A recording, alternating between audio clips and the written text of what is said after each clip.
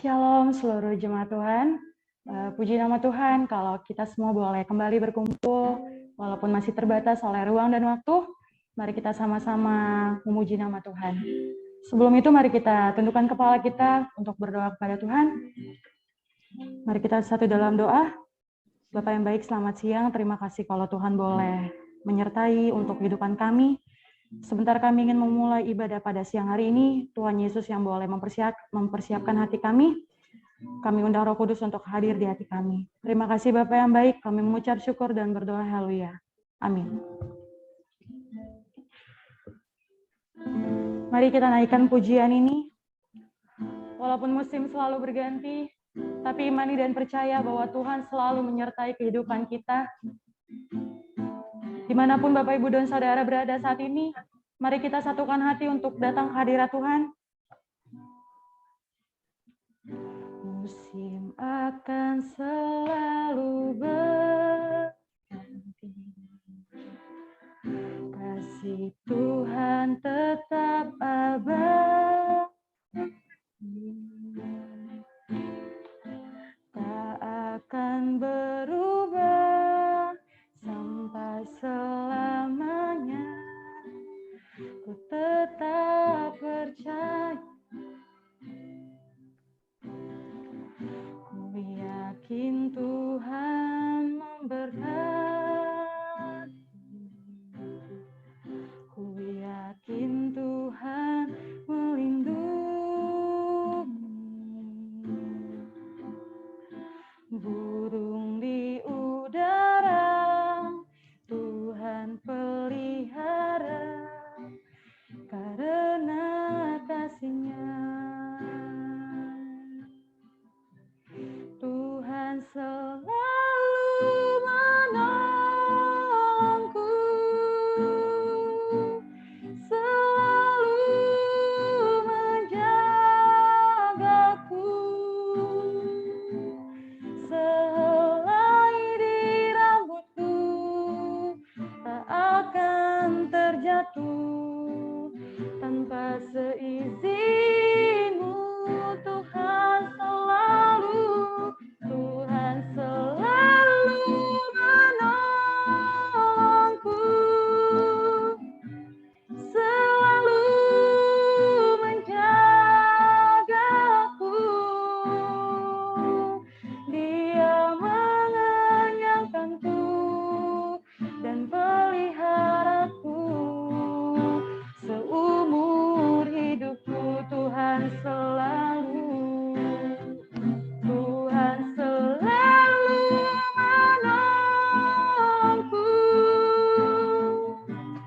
selalu menjagaku, sehelai di rambutku tak akan terjatuh tanpa seizinmu. Tuhan selalu menolongku, selalu menjagaku. Dia mengenyangkanku dan peliharaku seumur hidupku. Katakan bersama, Dia mengenyangkanku, Dia mengenyangkanku dan peliharaku seumur hidupku. Dia mengenyangkanku, Dia mengenyangkanku dan peliharaku seumur hidupku. Biarlah pujian ini untuk menyenangkan dan memuliakan nama Tuhan. Dipersilakan kepada Ibu Jessica Tanusudibjo untuk menyampaikan kebenaran firman Tuhan. Sebelum itu dimulai dengan doa terlebih dahulu. Ya, shalom semuanya. Apa kabar? Senang bisa bergabung dan bersekutu kembali bersama semuanya di sini. Walaupun mungkin masih lewat Zoom ya. Mungkin sebelum kita mulai, kita bersatu hati dalam doa. Bapa kami yang ada di kerajaan sorga, dipujilah namamu. Kami bersyukur pada hari ini kami dapat bergabung dan duduk kembali di bawah firman-Mu ya Bapa, di mana kita semua dapat mendengar kembali kebenaran firman-Mu dan diingatkan kembali ya Bapa, bagaimana kami seharusnya hidup sebagai orang-orang percaya, sebagai anak-anak-Mu. Kiranya Engkau yang buka hati kami masing-masing pada hari ini ya Bapa. Buka telinga kami, Engkau yang bantu kami untuk mengerti, bukan hanya mendengar tapi mengerti dan juga menerapkan firman-Mu itu ke dalam kehidupan kami setiap harinya ya Bapa. Karena kami mengetahui bahwa firman-Mu itu adalah hidup dan tanpa firman-Mu, tanpa Engkau Tuhan kita tidak bisa berbuat apa-apa. Engkau yang urapi hamba-Mu ya Bapa, kiranya setiap perkataan saya itu hanya berkenan di hadapan-Mu ya Bapa, kiranya Engkau yang berbicara pada hari ini kepada setiap dari kami yang hadir pada hari ini. Terima kasih Bapa, terima kasih Yesus, terima kasih Roh Kudus. Dalam nama Tuhan Yesus Kristus kami berdoa dan mengucap syukur. Amin. Amin.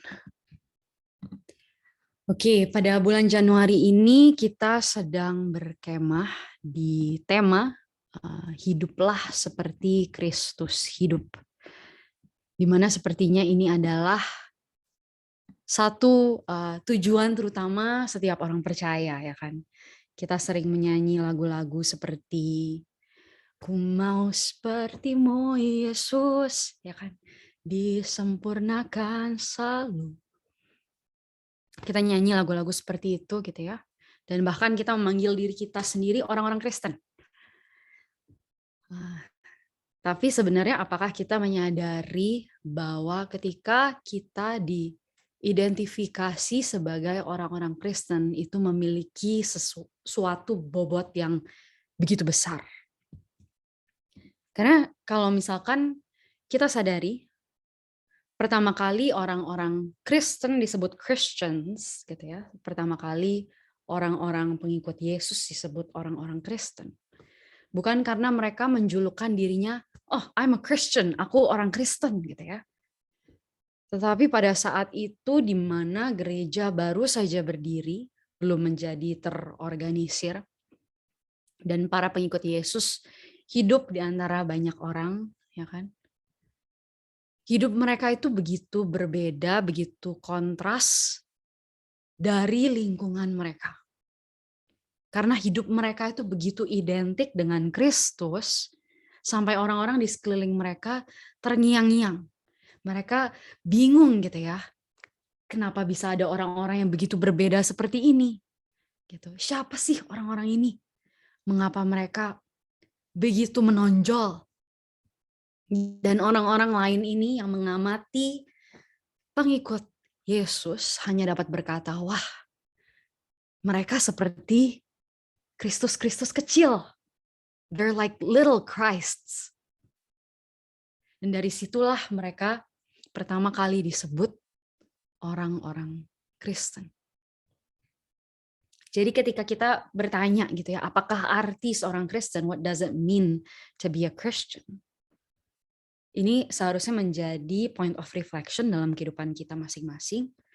Apakah ini juga yang menjadi testimoni kita?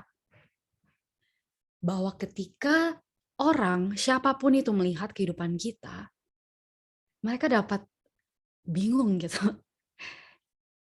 Wah, mereka sangat berbeda. Wah, mereka seperti Kristus-Kristus kecil. Sesungguhnya mereka pasti adalah orang Kristen. Ironisnya, seringkali bukan ini yang terjadi. Ya kan? Seringkali malah kita mendengar orang berkata, oke, mungkin Yesus adalah sosok seseorang yang baik gitu ya, yang patut dicontoh. Ya, gue respect lah sama Yesus itu gitu. Tapi gue gak tahan sama orang Kristen. Banyak yang munafik. Oh gitu, oh dia kayak gitu, pantas, kan dia Kristen. Sayangnya kehidupan kita seringkali malah mencemarkan nama Kristus. Pilihan, perbuatan, bahkan perkataan yang kita ucapkan lebih sering menjadi batu sandungan bagi orang untuk percaya kepada Tuhan yang kita sembah. Bukankah ini hal yang perlu kita sayangkan? Bukankah ini hal yang perlu kita renungkan? Bukankah ini hal di mana kita perlu bertobat? Efesus 4 ayat 17 sampai 32 ini cukup panjang, tetapi saya percaya bahwa firman Tuhan itu yang mengubah hidup kita. Jadi saya tidak akan memotong-motong firman Tuhan, kita akan membacanya dalam keseluruhan. Efesus 4 ayat 17 sampai 32, sebab itu kukatakan dan kutegaskan ini kepadamu di dalam Tuhan. Jangan hidup lagi sama seperti orang-orang yang tidak mengenal Allah dengan pikirannya yang sia-sia dan pengertiannya yang gelap. Jauh dari hidup persekutuan dengan Allah. Karena kebodohan yang ada di dalam mereka dan karena kedegilan hati mereka. Perasaan mereka telah tumpul sehingga mereka menyerahkan diri kepada hawa nafsu dan mengerjakan dengan serakah segala macam kecemaran. Tetapi kamu bukan demikian. Kamu telah belajar mengenal Kristus. Karena kamu telah mendengar tentang Dia dan menerima pengajaran di dalam Dia menurut kebenaran yang nyata dalam Yesus, yaitu bahwa kamu berhubung dengan kehidupan kamu yang dahulu harus menanggalkan manusia lama yang menemui kebinasaannya oleh nafsunya yang menyesatkan, supaya kamu dibaharui di dalam roh dan pikiranmu dan mengenakan manusia baru yang telah diciptakan menurut kehendak Allah di dalam kebenaran dan kekudusan yang sesungguhnya. Karena itu buanglah dusta dan berkatalah benar seorang kepada yang lain. Karena kita adalah sesama anggota. Apabila kamu menjadi marah, janganlah kamu berbuat dosa. Janganlah matahari terbenam sebelum padam amarahmu. Dan janganlah beri kesempatan kepada iblis. Orang yang mencuri, janganlah ia mencuri lagi, tetapi baiklah ia bekerja keras dan melakukan pekerjaan yang baik dengan tangannya sendiri, supaya ia dapat membagikan sesuatu kepada orang yang berkekurangan. Janganlah ada perkataan kotor keluar dari mulutmu, tetapi pakailah perkataan yang baik untuk membangun di mana perlu, supaya mereka yang mendengarnya beroleh kasih karunia. Dan janganlah kamu mendukakan Roh Kudus Allah yang telah memeteraikan kamu menjelang hari penyelamatan. Segala kepahitan, kegeraman, kemarahan, pertikaian, dan fitnah hendaklah dibuang di antara kamu. Demikian pula segala kejahatan. Tetapi hendaklah kamu ramah seorang terhadap yang lain, penuh kasih mesra dan saling mengampuni. Sebagaimana Allah di dalam Kristus telah mengampuni kamu. Mari kita berdoa sekali lagi. Bapa yang ada di surga, terima kasih atas firman-Mu yang hidup. Engkau yang bukakan pikiran hati kami ya Bapa, agar kami dapat mengerti apa yang menjadi isi hati-Mu. Karena tanpa-Mu kami juga tidak dapat mengerti ya Bapa, ataupun menanamkan firman-Mu dalam hati kami. Tapi Engkau yang menanamkannya ya Bapa, dan Engkau yang mengairinya, dan Engkau yang membuatnya berbuah. Terima kasih Bapa, terima kasih Yesus, terima kasih Roh Kudus. Amin.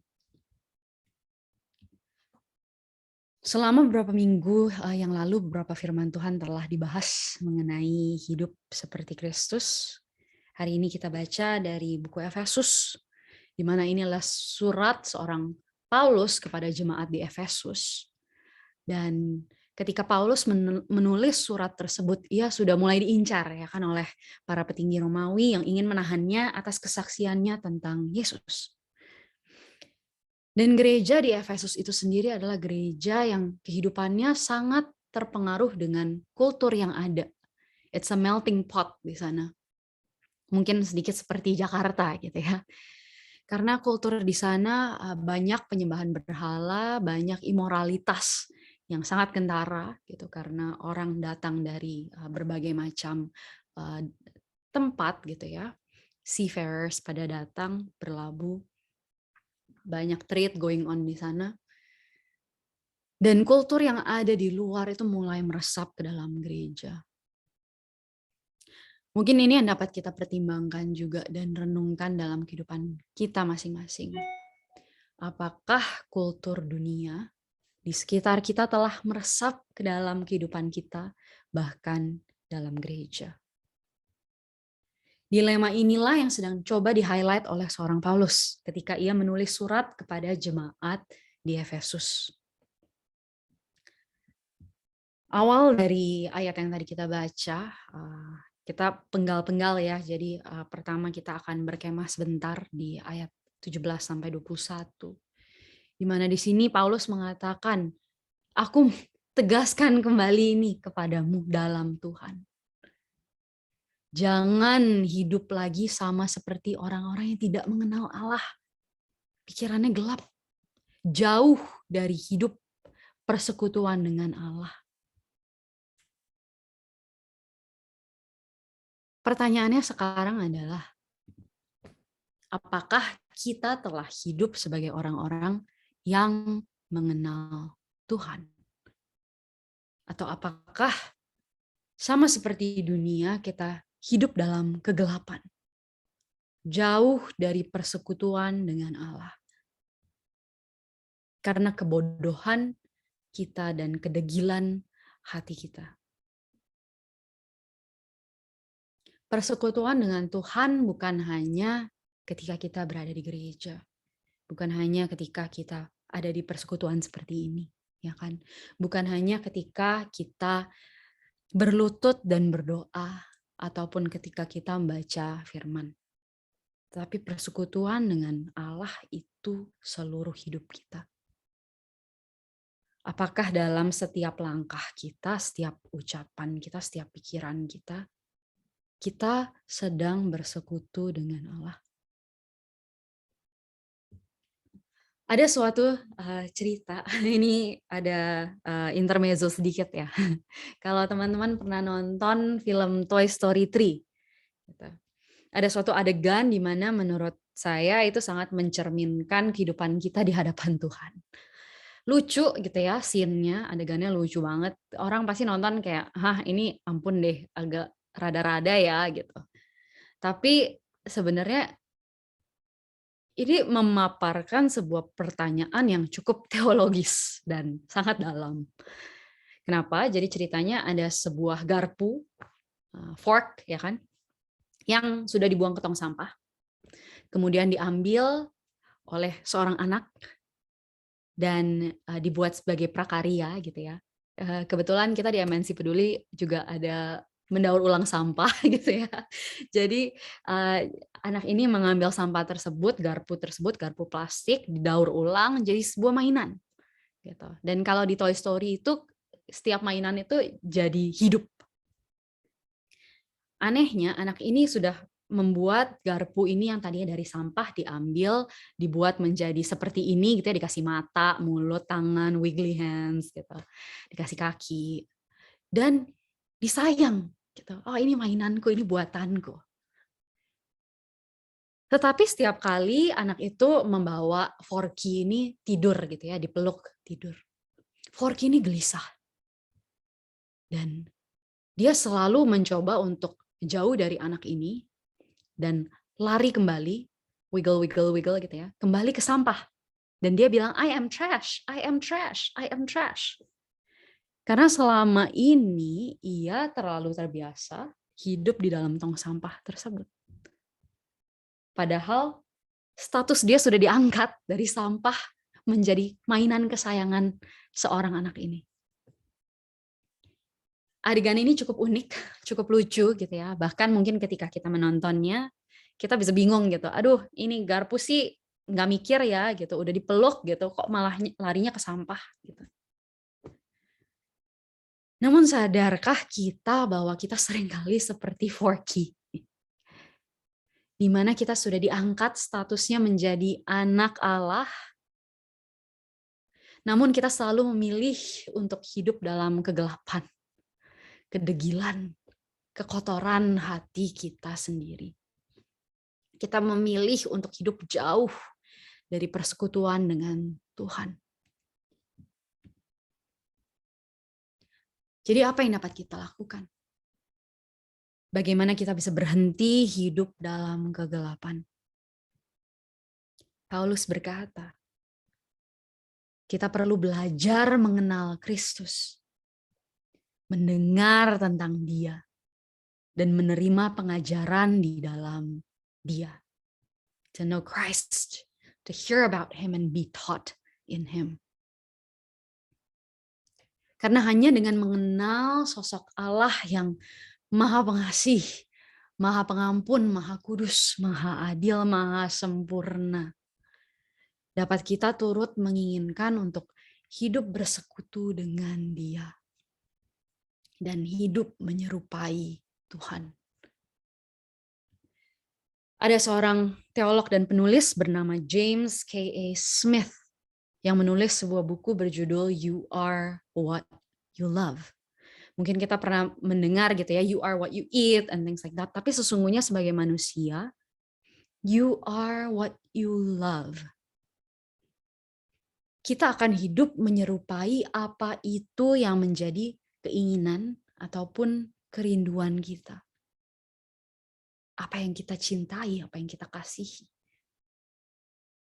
Kalau kerinduan terdalam kita adalah kekayaan, kita akan berupaya bekerja keras menjalani hidup dengan segala macam cara gitu untuk mencapai ya kekayaan tersebut. Sebaliknya, jika kerinduan terdalam diri kita adalah pengakuan manusia, kita akan melakukan segala cara untuk mendapatkan pengakuan atau popularitas itu. Kalau kerinduan terdalam kita adalah rasa keamanan yang kita dapatkan dari hal-hal yang fana, itu pun yang akan kita kejar. Segala sesuatu akan kita lakukan untuk mendapatkan apa itu yang menjadi kerinduan terdalam hati kita. You are what you love. Dan jika kerinduan terdalam kita bukanlah Kristus, kita tidak akan ingin hidup menyerupainya. Jadi hari ini pertanyaan yang ingin saya sampaikan adalah, apakah Kristus telah menjadi kerinduan terdalam hatimu? Has Christ been the deepest desire of your heart? Has Christ become the deepest desire of your heart? Karena jika kita mau bicara tentang hidup menyerupai Kristus, kita harus terlebih dahulu mengasihi Dia, terpaku akannya gitu ya, yang patut kita teladani. Dan kesempatan seperti ini di mana kita dapat diingatkan kembali tentang pengajaran tentang Kristus, diingatkan kembali untuk mengenal dirinya. Inilah yang akan mengubah hati kita untuk merindukannya dan ultimately ingin hidup menyerupainya. Paulus kemudian berkata, ya, kamu harus menanggalkan manusia yang lama dan mengenakan manusia baru yang telah diciptakan menurut kehendak Allah di dalam kebenaran dan kekudusan yang sesungguhnya. Menanggalkan manusia yang lama dan mengenakan manusia yang baru. Apa yang sedang Paulus katakan di sini adalah bahwa yang seharusnya terjadi adalah ketika kita melihat sosok Kristus, ketika kita sekarang mengasihinya, dan Ia yang menjadi kerinduan terbesar hati kita, maka dari itu kita dapat menanggalkan manusia yang lama, menanggalkan keinginan, kerinduan daging kita, yang sebelumnya menjadi pengendali atas kehidupan kita, yang sebelumnya memiliki hati kita. Namun yang sekarang sudah digantikan, di-replace oleh sosok Kristus yang sempurna. Ini yang jadi pertanyaan bagi kita semua sekarang. Apakah kerinduan kita akan Kristus, our love for Christ, has this replaced our old loves? Apakah kerinduan kita akan Kristus telah menggantikan kerinduan kita yang lama? Karena jika itu terjadi, kita akan berusaha, berupaya untuk menghidupi apa yang dikatakan firman Tuhan. Dan firman Tuhan berkata, kuduslah kamu, sebab aku kudus.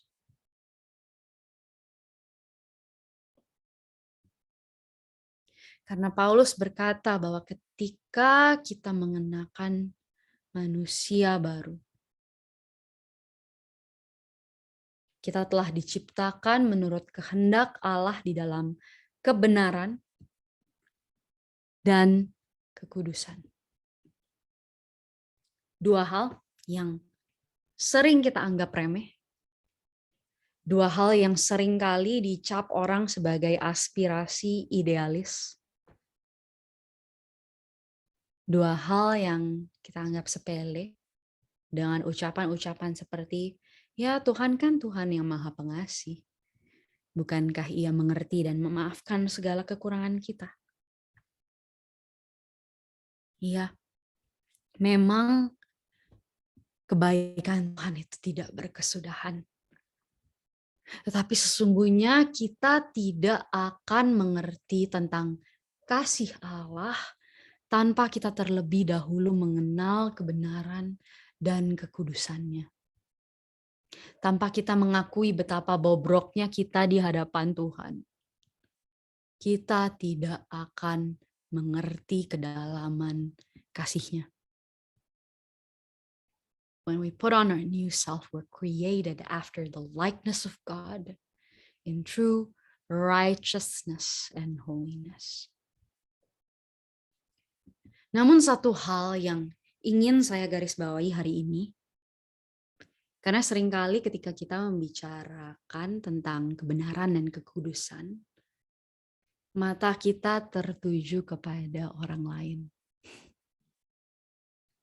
Coba kita jujur sejenak, teman-teman, ketika tadi kita ngomong tentang kebenaran dan kekudusan, apakah ada orang-orang tertentu yang terlintas dalam pikiran kita? Di mana kita berkata pada diri kita sendiri, atau bahkan kepada Tuhan, nah benar tuh, perlu hidup kudus, perlu hidup dalam kebenaran, orang itu perlu bertobat.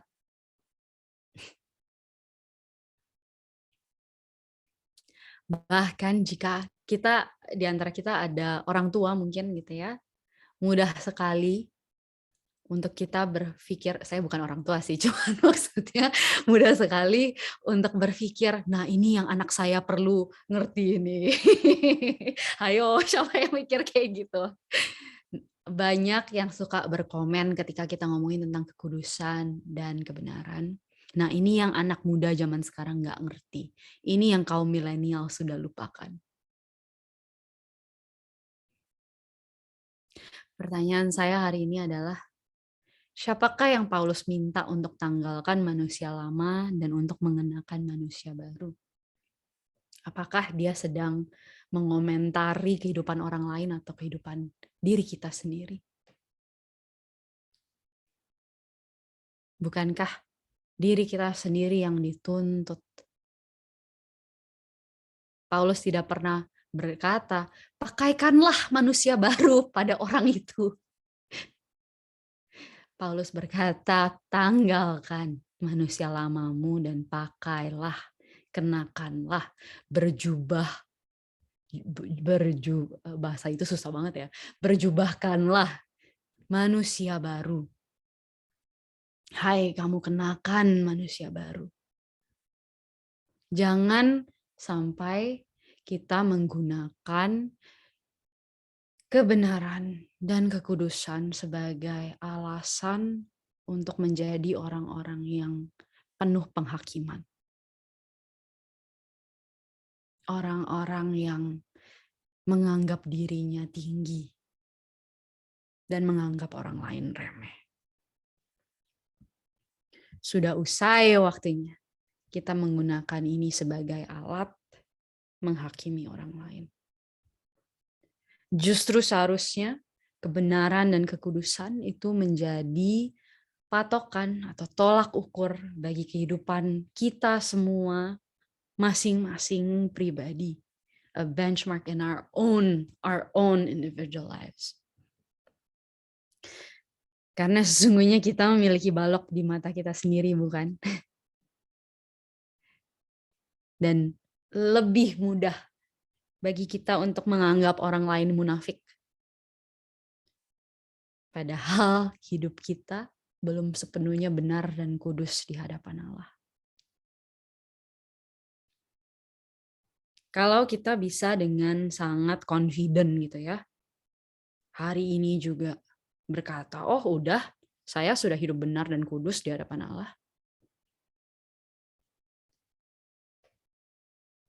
Sorry to say, tapi kemungkinan balok di mata kita begitu besar sampai kita sulit mengakui bahwa kita membutuhkan Tuhan dalam kehidupan kita setiap hari.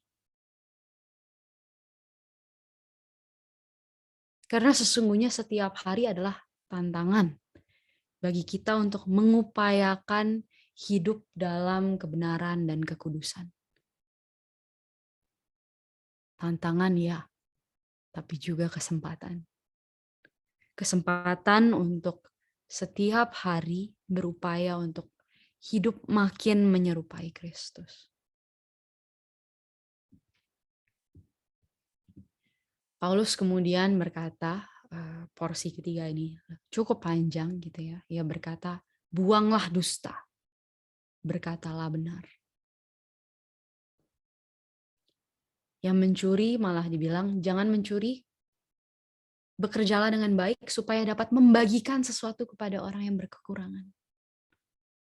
Wow, bukan hanya stop, gitu, tapi malah take a step further. Jika engkau marah, jangan ada perkataan kotor keluar dari mulutmu, tapi pakailah perkataan yang baik untuk membangun. Bukan hanya stop, tapi take a step further.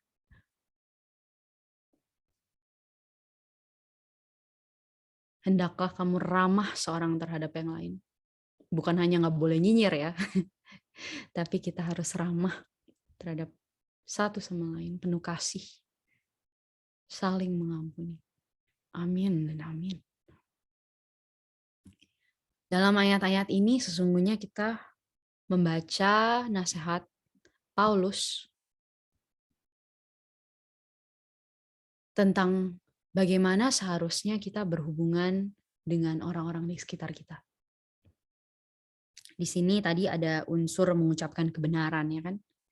Yang berarti kita sebagai orang Kristen tuh tidak pernah diajarkan yang namanya lip service atau untuk bermulut manis. Karena banyak orang berpikir bahwa untuk menyenangkan orang lain gitu ya, atau untuk mengasihi orang lain kita perlu hanya mengucapkan hal-hal yang enak didengar gitu. Namun ini bukanlah ajaran kekristenan. Sebaliknya kita diajarkan untuk hanya mengucapkan kebenaran. Namun dalam ucapan kebenaran pun kita diajarkan kasih. Bahwa dalam setiap perkataan kita tidak boleh ada perkataan jahat. Bukan hanya perkataan kotor, tetapi perkataan yang bertujuan untuk melukai, bertujuan untuk menyakiti orang, bertujuan untuk menjatuhkan orang. Tidak, melainkan kita diminta untuk memperkatakan hal-hal yang membangun. Dan yang paling saya sukai di sana dikatakan bahwa agar yang mendengar beroleh kasih karunia. Pertanyaan, Yang bisa muncul dari ayat tadi itu adalah, apakah ini berarti seorang Kristen tidak boleh marah? Apakah hidup menyerupai Kristus berarti kita tidak boleh memiliki emosi gitu ya? Seakan-akan orang Kristen sekarang diajarkan untuk menjadi orang-orang yang apatis. Tidak. Justru ketika kita melihat di kitab-kitab Injil Matius, Markus, Lukas, Yohanes gitu ya, kita ditunjukkan Yesus yang berani marah, berani mengungkapkan kebenaran. Namun di setiap perkataannya itu ia ungkapkan dalam kasih yang bertujuan agar pendengarnya memperoleh kasih karunia. Di ayat yang tadi kita membaca bahwa ketika kita marah, dan saya yakin semua di sini pasti pernah marah, ataupun naik darah, mungkin disimpan gitu ya. Satu yang Tuhan pinta, yaitu dalam amarah kita jangan sampai kita berdosa. Karena kita tidak bisa pungkiri kita masih hidup di dunia ini, di mana tentunya kita akan selalu berhubungan dengan orang-orang dengan sifat berbeda, personality, kebiasaan, adat, maupun kepercayaan yang berbeda-beda gitu ya. Bahkan di kantor, di rumah, di dalam rumah Tuhan. Kalau begitu apa yang harus kita lakukan? Dalam amarah kita janganlah berdosa. Janganlah ada tekad dalam hati kita untuk melukai orang yang mungkin telah menggores hati kita.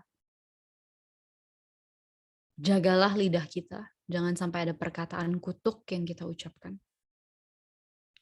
Bawalah hati kita kepada Tuhan, dan mohonlah kepadanya untuk membantu kita dalam kemarahan kita itu. Biarlah tujuan perkataan kita adalah untuk agar orang ini memperoleh kasih karunia. Karena kekristenan pun mengajarkan kita hal-hal yang tidak mungkin kita lakukan secara lahiriah. Apakah itu? Yaitu untuk malah mendoakan orang-orang yang menganiaya kita. Bukan untuk berbalas dendam, tetapi untuk mendoakan mereka yang menganiaya kita. Paulus berkata, buanglah kejahatan. Put away any falsehood.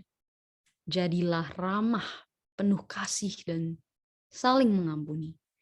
Be kind to one another, tender-hearted, and forgiving one another. Karena jika kita mau hidup menyerupai Kristus, kita harus mengetahui bahwa ajaran kasih Kristus itu sebenarnya malah menuntut kita untuk melakukan hal-hal yang sulit. Hal-hal yang tidak mungkin dilakukan oleh kekuatan manusia. Bahkan hal-hal yang mungkin dianggap remeh dan bodoh oleh dunia. Kasih Kristus tidak seharusnya membuat kita menjadi orang-orang yang malas. Seakan-akan kasih Tuhan itu murahan. Sebaliknya, kita seharusnya menjadi orang-orang yang terus berupaya untuk mengejar kekudusan dan mengejar orang-orang yang telah melukai kita agar mereka memperoleh kasih karunia. Salah satu ayat favorit saya actually ada di Ibrani 12 ayat 14. Pursue peace with all men and make every effort towards holiness, without which no one shall see the Lord. Berusahalah hidup damai dengan semua orang dan kejarlah kekudusan, karena tampaknya tidak ada seorang pun yang dapat melihat Tuhan.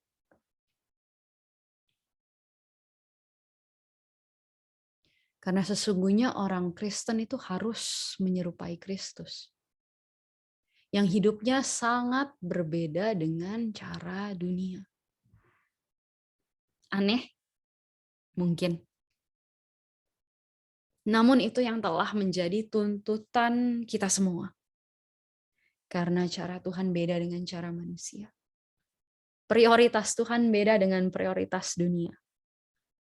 Jalannya di atas jalan kita semua. Namun suatu undangan yang ia ulurkan kepada kita untuk turut mengikutinya. Pertanyaannya sekarang adalah, maukah kita jalan besertanya?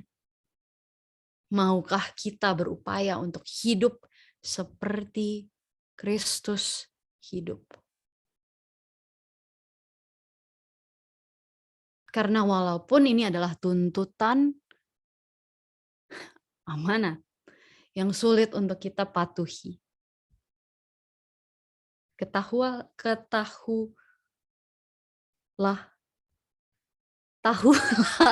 susah banget ya bahasa Indonesia itu. Tahulah bahwa kita bisa berpegang teguh pada kebenaran bahwa Tuhan tidak pernah meninggalkan kita sendiri. Dan Tuhan tidak pernah menuntut dari kita anak-anaknya apa yang tidak terlebih dahulu sudah Tuhan lalui.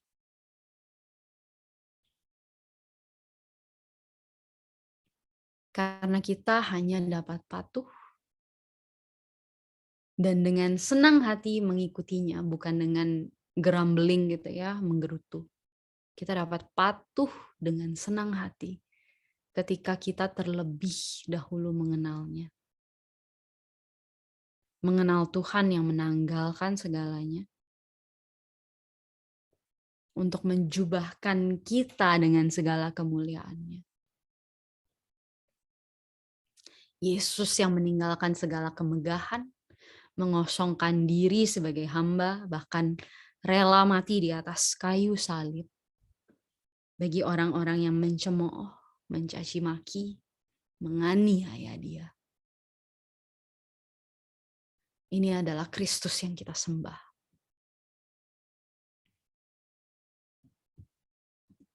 Maka dari itu Paulus berkata, semua ini dapat kita lakukan sebagaimana Allah di dalam Kristus telah mengampuni kamu.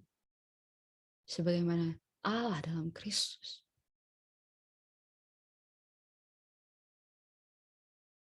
telah membagikan kasih-Nya kepada kita. Ini adalah Kristus yang kita sembah. Kristus yang seharusnya menjadi kerinduan terdalam setiap umat manusia. Dan jika kerinduan terdalam, our deepest love, kita akan mengasihinya. Dan jika kita mengasihi, seperti apa yang ia katakan, jika engkau mengasihi aku, engkau akan menjalani semua perintahmu. If you love me, you will obey my commands.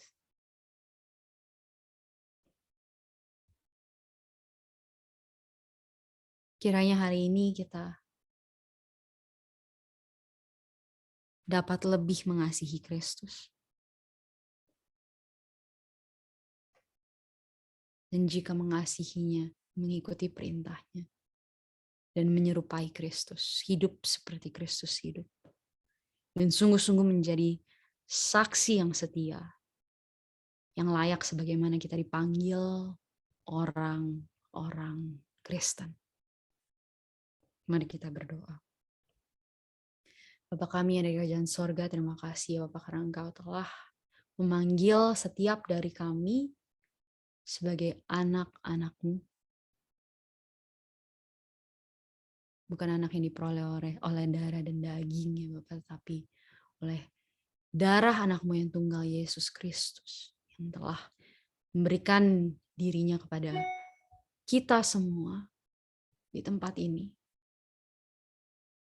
Bahkan ketika kita belum mengenal Engkau, belum mengasihi Engkau, Engkau telah terlebih dahulu mati bagi kami. Dan sekarang suatu anugerah, suatu privilege, suatu keistimewaan yang Engkau berikan kepada kami semua untuk dapat turut hidup untuk Engkau. Jangan sampai ya Bapa, kami menganggap remeh kasih karunia-Mu. Tetapi ajarlah kami untuk melihatnya in all its magnificence. Dalam kesempurnaannya. Agar kami dapat lebih giat mengejar kebenaran dan kekudusan. Dan mengejar orang-orang yang belum mengenal Engkau. Agar mereka juga dapat beroleh kasih karunia. Engkau yang ajarkan kami setiap hari ya Bapak, untuk datang kepada Engkau dengan postur tersebut, di mana kami mengetahui dan mengakui bahwa tanpa Engkau kami tidak bisa berbuat apa-apa. Kiranya Engkau yang menguatkan kami, meneguhkan kami semua kembali dalam firman-Mu yang hidup. Agar firman ini bukan hanya menjadi sesuatu yang kita dengar, tetapi juga ditanamkan dalam hati kami masing-masing secara pribadi.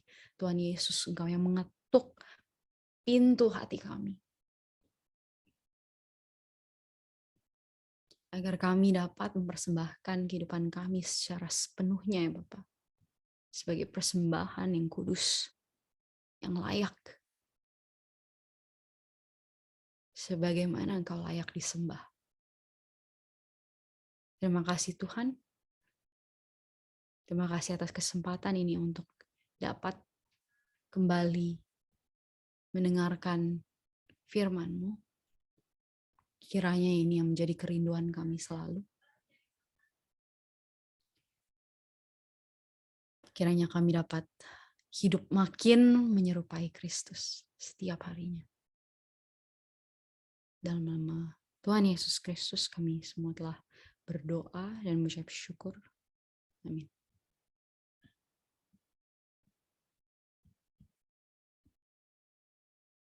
Baik, terima kasih untuk Ibu Jessica Tanusidibjo yang sudah menyampaikan kebenaran firman Tuhan. Tuhan Yesus yang pakai lagi semakin dahsyat. Amin. Untuk meresponi firman Tuhan, mari kita memberikan yang terbaik untuk kemuliaan nama Tuhan. Bapak, Ibu, dan Saudara boleh memberikan persembahan. Dan sebelumnya mari kita lihat beberapa pengumuman. Yang diantaranya ada laporan kas PDMNC Center per tanggal 28 Januari 2022, saldo akhir ada sebesar Rp7.666.024, dan laporan kas Diakonia 28 Januari 2022 sebesar Rp737.368. Bagi Bapak, Ibu, dan Saudara yang mau menabur untuk pemulihan nama Tuhan, boleh menghubungi PIC Diakonia atas nama Ibu Kristina Asmara Dewi dan Ibu Windah untuk kontak personnya tertera, atau boleh langsung transfer ke MNC Bank dengan nomor rekening yang tertera atas nama Ibu Kristina Asmara Dewi. Selanjutnya, bagi Bapak, Ibu, dan Saudara yang mau update lagi mengenai info terbaru dari PDMNC Center, boleh follow sosial media PDMNC Center untuk Instagramnya PD_MNC Center, serta YouTube-nya boleh di-subscribe di Persekutuan Doa MNC Center. Dan mari kita memberikan yang terbaik untuk Tuhan, boleh di-scan QRIS-nya yang tertera di PC ataupun layar handphonenya. Berilah kepada Tuhan kemuliaan namanya, bawalah persembahan dan masuklah menghadap Dia. Sujudlah menyembah kepada Tuhan dengan berhiaskan kekudusan dalam 1 Tawarik 16 ayat 29. Baik, terima kasih Bapak, Ibu, dan Saudara. Sebentar kita akan menutup ibadah pada siang hari ini. Dipersilakan nanti untuk Bapak Stephen menyampaikan doa syafaat, dan setelah doa syafaat, nanti Ibu Jessica menutup di dalam doa berkat.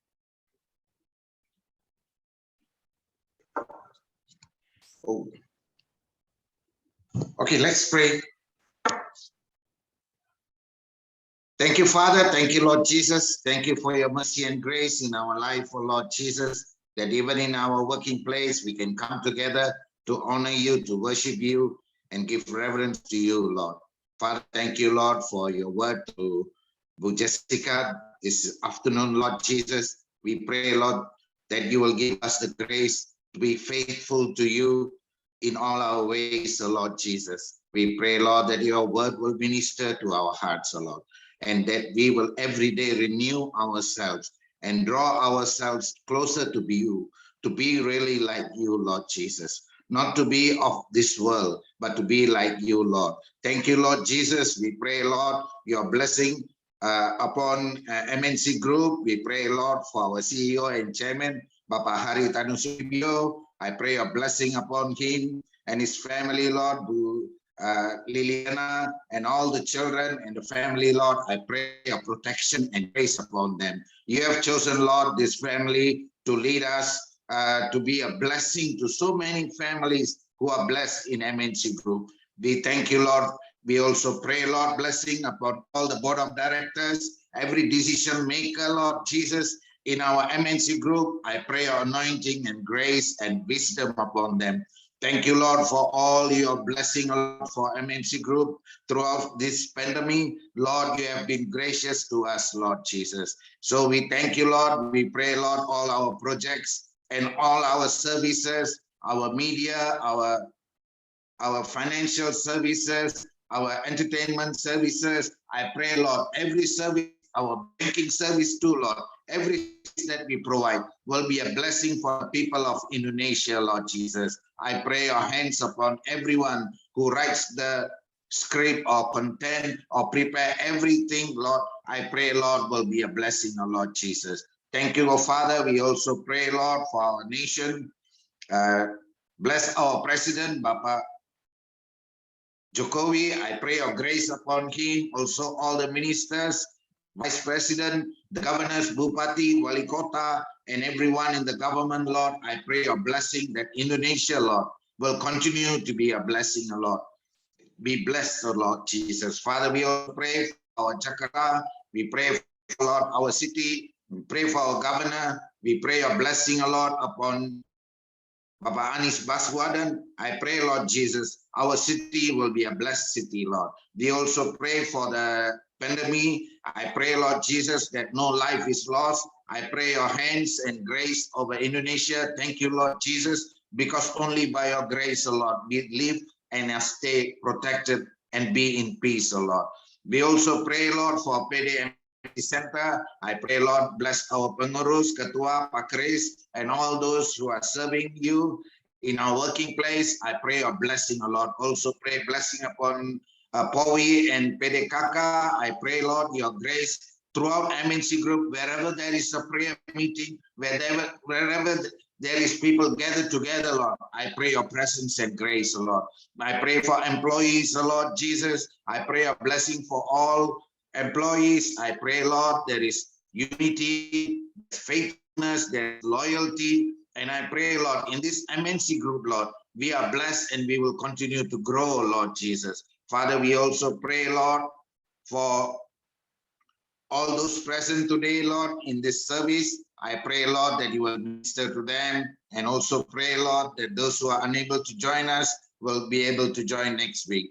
Thank you, Lord, for this wonderful time that we can worship you in the place where we worship. Where we work, Lord. We give you all glory and honor. In Jesus' name we pray, Lord. Amen. Bu Jessica. Mari kita satukan hati kita. The Lord bless you and keep you. The Lord make his face shine upon you and lift up his countenance upon you and give you peace. Therefore, go in his peace and make his name known in all the earth, in all our lives. Amen.